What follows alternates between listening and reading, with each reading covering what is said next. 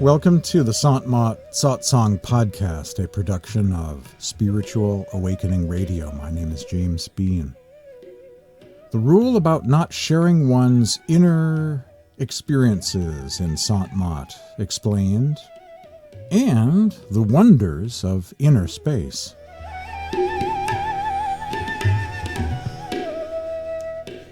Generally, the sharing of inner mystical experiences is discouraged in Sant. That would be true in any branch of Sant or Radhasoami. The view is that if people start sharing about their inner mystical experiences, it would add to the atmosphere much contamination, strong beliefs, pressures, and expectations. The idea is to keep one's own inner life pure, without mental baggage about what, quote, should, unquote, or shouldn't be experienced, and for people to not be in competition with one another. After all, one person's experience isn't necessarily identical with someone else's, as we're all quite unique individuals somewhere along the path of inner space, and really just need to focus on our own authentic experience, not worrying about the experiences of others. And there's also the issue of possible phantasmagoria being generated by the mind. So the goal of the masters in this path of Sant mysticism is for initiates to have genuine and spiritual experiences, to focus on their own inner life, without the mind getting in the way, conjuring up images or fake mystical experiences, if you will. And that's the reason why in Sant there is a rule that initiates should not share with others about their own inner experiences. Now, if I get an email or a text saying, do you have inner experiences of light and sound? Does this path of meditation work? Does it work for you? I don't say, well, it's all a secret, I can't talk about that. I don't use it as a dodge, but indeed say that, yes, it does work for me. For me, it's just a matter of focusing my attention in meditation. If I do that, according to the techniques that were given at the time of initiation, that indeed it does work. You can reach the third eye center, you can see inner light, you can hear the inner sound, there are inner regions. This is not just some sort of myth or belief system, but an actual experience that can be had in meditation if people will focus. And this path does work for me. So I will say that. I won't say it's all a secret, can't talk about it. But as for the details, I will, of course, not go into my own inner experiences, and have a lot of respect for this general rule in Sant that everyone should focus on their own inner life and not really brag if they're having experiences or feel inadequate, is the word, if they don't measure up to someone else's claims about inner experiences. So it's great, I think, to keep the ego out of it, keep it pure, keep it authentic, and keep it out of the realm of dogma and expectations and pressures about what should be going on. And one can then focus on being receptive and letting the real inner experiences manifest themselves.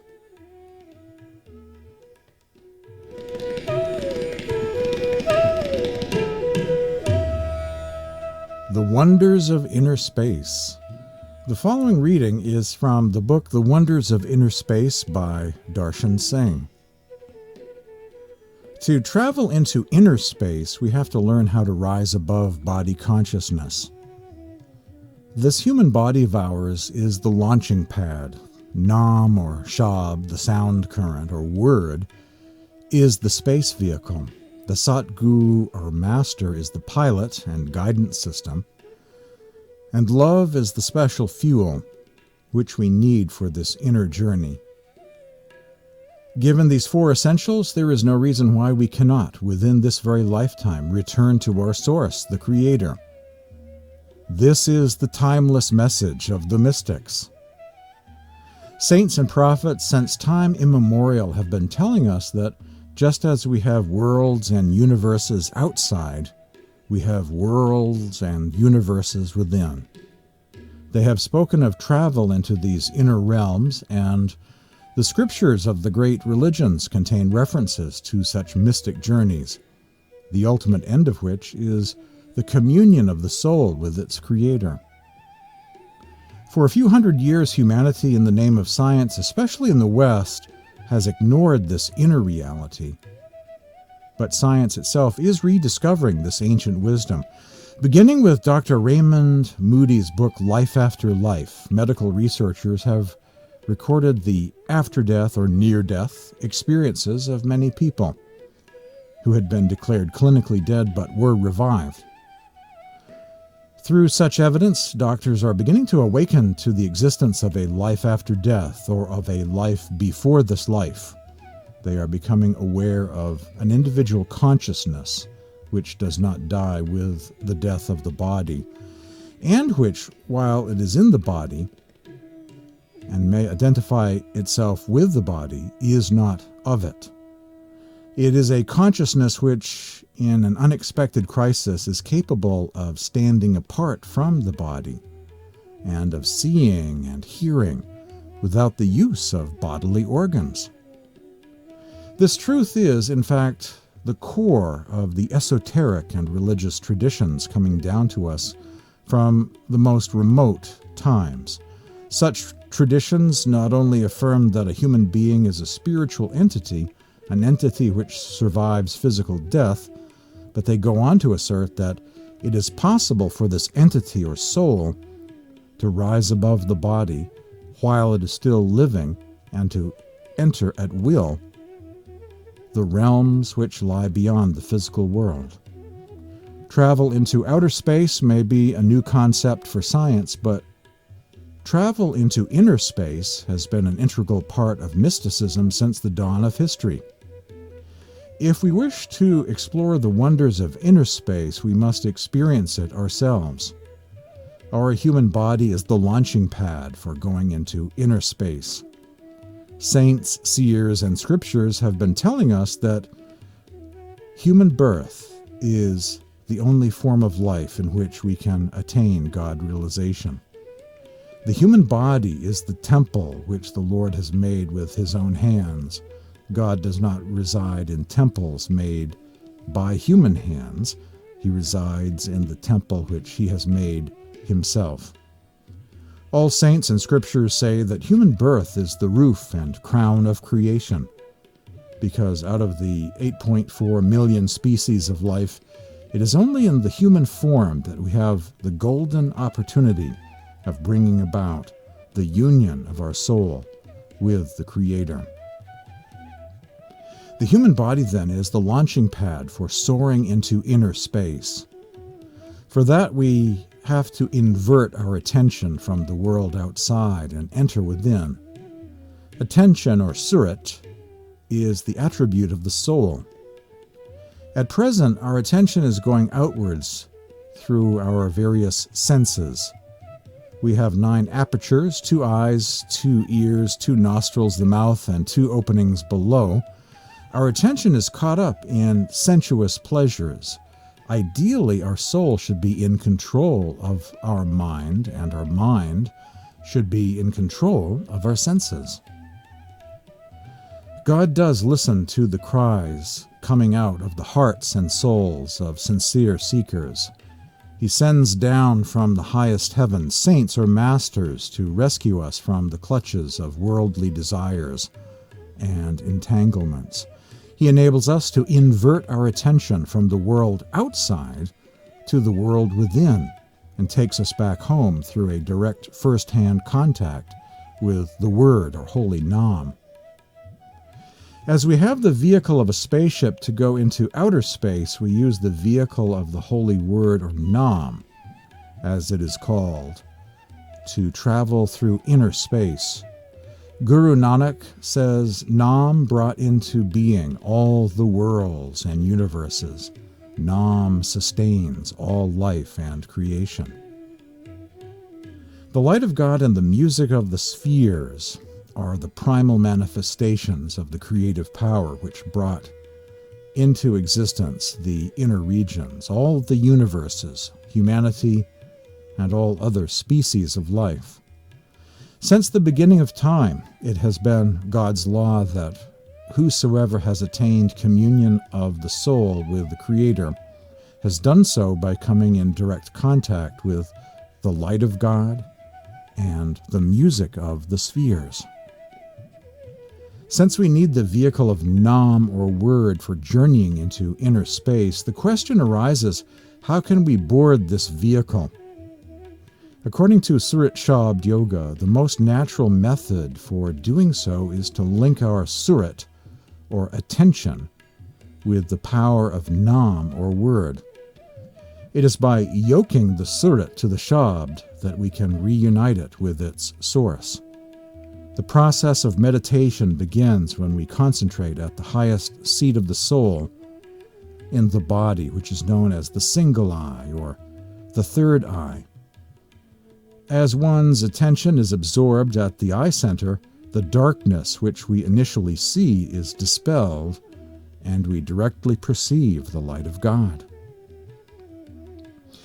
In addition to inner seeing, one begins to hear the word of God, the unstruck shabd or celestial music. This practice is known as bhajan, or listening to the sound current.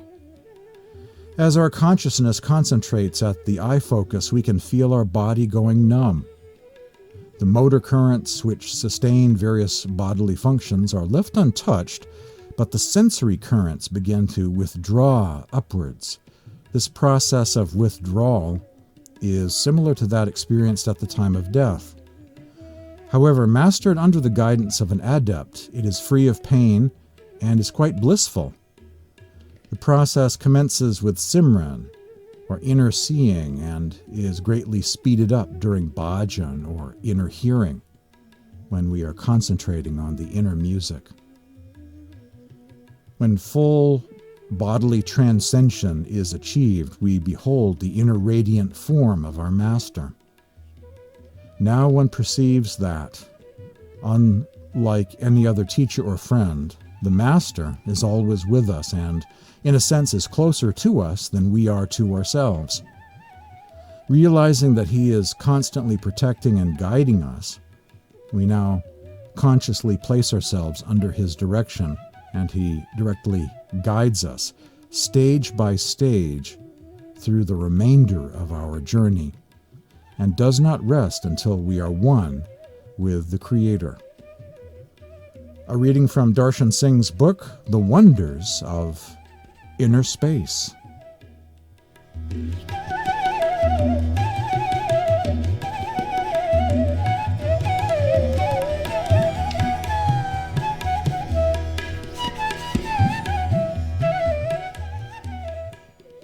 Some verses of mystic poetry about inner experience, third eye center, inner seeing, inner hearing, soul travel through the inner regions. From the poetry of Sant Tulsi Sahib of Hathras. This is titled, Awaken to the Resplendent Light Within You. Listen, O swan soul, ascend to your true abode. So says the Master, again and again. You do not pay attention to his words. O finish your sorrows and joys and transmigrations. If the deluded soul were to unite with her source, never again would she be encumbered by body and mind. From the source of the divine ocean opens a portal to the light. O awaken that resplendent light within you.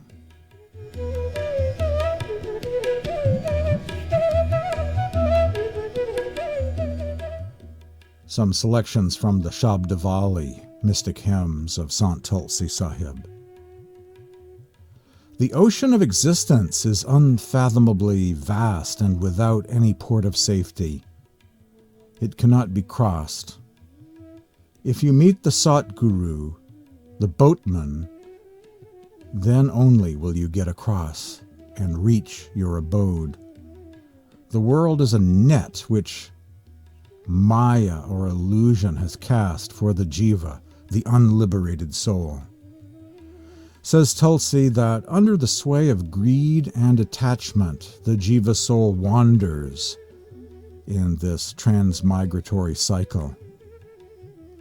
Concentrating your surat, the attention faculty of the soul, repeatedly, remain withdrawn towards the region of the eyes, the third eye center, cleansing the mirror, as it were, of the body and mind. Let your surat, or attention, proceed on.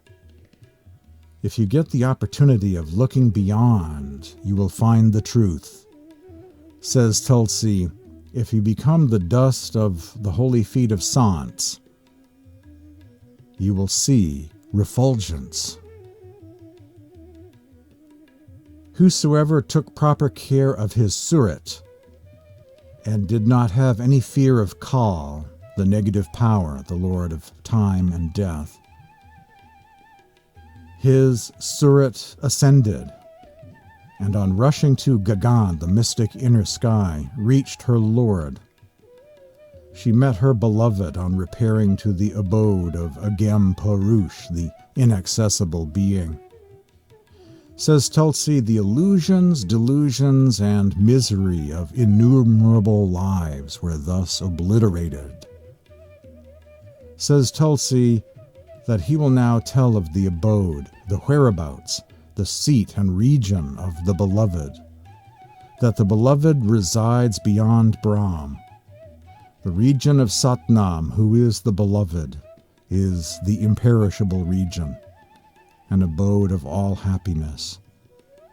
Says Tulsi that whoever attains the fourth lok is called a Sant. The fourth lok, that's referring to above realms of mind and matter, where the timeless realm begins, Sat Lok and above, or in other words, Sachkhand. This is titled Soul at the Third Eye Center. It is by concentration of the soul at the third eye center that the veil of illusion can be pierced. The preconditions for such concentration are purity of mind and a keen desire to attain the Supreme Being.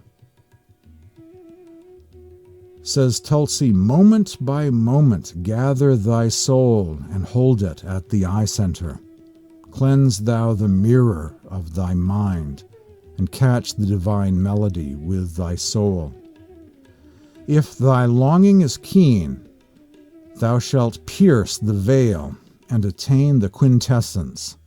Indeed, O Tulsi, thou shalt then behold the radiant dust of the lotus feet of the Master.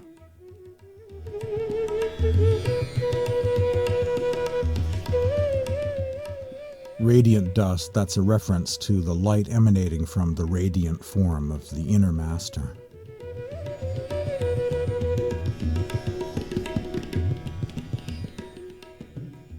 This is actually a hymn of Shyama, a disciple of Sant Tulsi Sahib. I saw a brilliant flame bursting forth within me, on which I kept my surat, the attention faculty of the soul, fixed.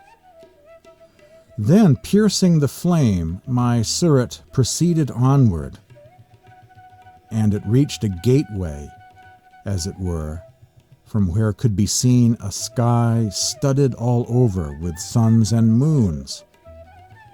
By your grace and compassion have I been able to partake of the bliss of higher regions.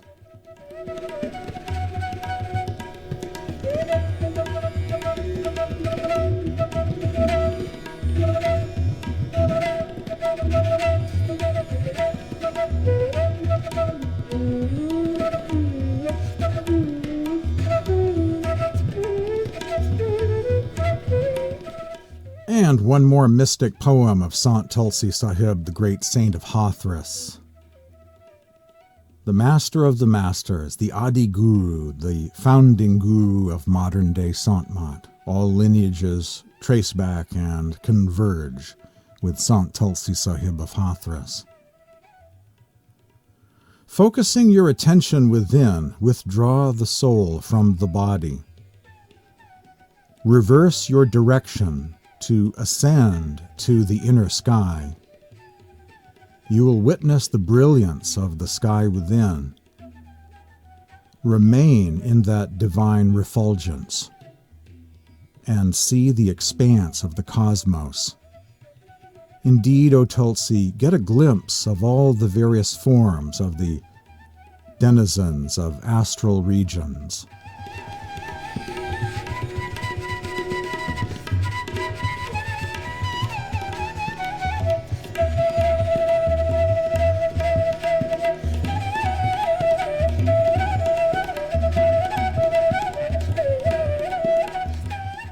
Today on the Sant Mat Satsang podcast, an explanation about the rule about not sharing one's inner experiences. An introduction to this mystic path of Sant Mat, this path of the masters, from the book The Wonders of Inner Space by Darshan Singh, and mystic poetry of Sant Tulsi Sahib of Hathras, giving you some idea of the meditation practice of Surat Shabd Yoga, the inner light and sound meditation. There are certain books of Sant Mat which do go into fairly decent descriptions of the inner regions, and you may find reading these particular publications encouraging, motivating, helpful to you on your spiritual journey. And as I say, they do describe the inner regions, the mystic realms that one can experience, one has the potential of experiencing during meditation. There is a book called The Pilgrimage of James, an Odyssey of Inner Space by George Arnsby Jones. That book is now online and can be read for free, downloaded for free. There is the Padavali, the mystic poetry of Maharishi Mehi Paramahans, translated into English, available for free online, and you can download that as well. The Hadiyama, or the esoteric instructions of Swamiji Maharaj about the inner regions. Also, the scenes and spectacles described in Volume 2 of the Sarbachan Radhasoami poetry of Swamiji Maharaj. All of these books are available for free, can be downloaded. I also have the Charts of the Heavens, a page from my e-library, with various Sant Mat charts, a couple of Gnostic charts as well, but mostly Sant Mat charts of the inner regions of consciousness, and you can see how everything fits in together. Chakras, inner regions, third eye center, higher planes, all laid out. Scroll down below for the notes below to access various links to these things, the Charts of the Heavens, Sarbachan poetry, the esoteric instructions of Swamiji Maharaj, the Padavali of Maharishi Mehi. The mystic verses of Maharishi are very experiential about the inner regions that one encounters during Surat Shabd Yoga meditation. The Pilgrimage of James, and also I've provided a link to several earlier podcasts, the Ascension of the Soul series, parts 1 through 5, about meditation practice, the astral plane, causal plane, mental plane, etheric, and the various regions of Satlok or Sachkhand, the higher planes. All of that you'll find in the notes section below. Or you can send me an email. I can send those links to you, or if there's a particular question you have or a book that you're searching for, feel free to send me an email. My email address is james@spiritualawakeningradio.com, james@spiritualawakeningradio.com. You can also, within the U.S., send me a text message at this number, 508-603-9381, 508-603-9381. Visit my website, spiritualawakeningradio.com, At the website, there are links to various important sites. There's a donate button that's tethered to PayPal. There at the website, there is a link to Blogger, WordPress, the Facebook Sant Mott page, Sant Mott at Twitter, Sant Mott at Tumblr, and other sites where you'll find Sant Mott profiles for daily spiritual quotes. Links to YouTube, where you'll find a whole archive of many past podcasts of Spiritual Awakening Radio. SpiritualAwakeningRadio.com is the website. Join me again next week at about this same time for another edition of the Sant Mott Satsang podcast, a production of Spiritual Awakening Radio.